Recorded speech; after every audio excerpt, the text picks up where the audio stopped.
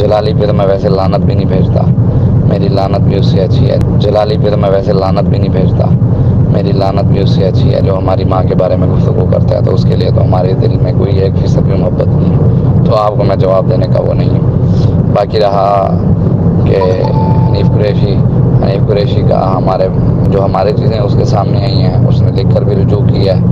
اور اس نے علماء کے سامنے بیٹھ کر بھی توبہ کی ہے، اور اس نے یہ بھی کہا ہے کہ مفتی منیب الرحمان صاحب اور بھی جس کو اہل سنت مقرر کرے وہ 4-5 لوگ آ جائیں ان کے سامنے بیٹھ کر، وہ جو تسلی کرنا چاہتے ہیں وہ کر لیں، تو توبہ اللہ رسول نے قبول کرنی ہے، کسی نے ذات نے نہیں کرنی۔ ہاں یہ ہو سکتا ہے کہ شاید وہ امیر اہل سنت کے حق میں بیان دے دے، ان کو اپنا پیر مان لے اور جلالی کو اپنا بڑا مان لے، تو فرانس سیالوی کو بھی وہ کر لے، اس سے بھی صلح کر لے،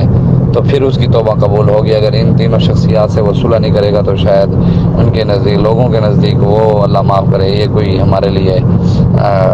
حجت بن گئی ہیں یہ 3 ذاتیں۔ اگر یہ ناراض ہیں تو اس کی توبہ ہی قبول نہیں ہے، توبہ تو اللہ رسول کی بارگاہ میں ہے، ان کی بارگاہ میں نہیں ہے نا۔ باقی ہے علماء کے وقت میں، اور اس نے لکھ کے بیان دیا ہے، مدینہ پاک روضہ رسول کے سامنے کھڑے ہو کر اس نے رجوع کیا ہے، معافی مانگی ہے، اس کے بعد اگر اس کو اس پہ فتویٰ لگائے تو وہ جانے اور وہ جانے۔ باقی آپ میرا نمبر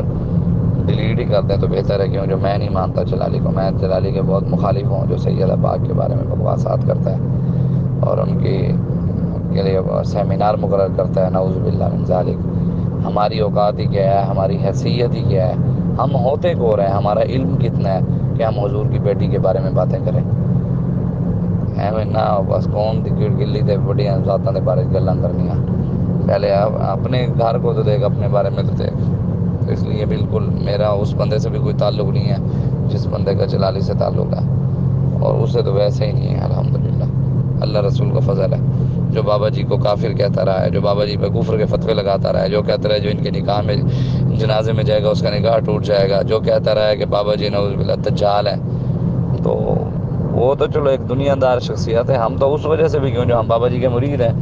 تو الحمدللہ بابا جی کے مرید ہیں، تو ان کے بارے میں کوئی بغض رکھتا ہے تو ہمارا تو اس سے ویسے بھی ہے، ساتھ ساتھ پھر وہ سیدہ پاک کا بھی ہے، پھر اس نے آدم علیہ السلام کی بھی گستاخی کی ہے کہ نعوذ باللہ وہ بھی خطا پر تھے، وہ خطا اتحادی، یہ کون ہے کون تم ہو کون، تمہاری حیثیت کیا ہے،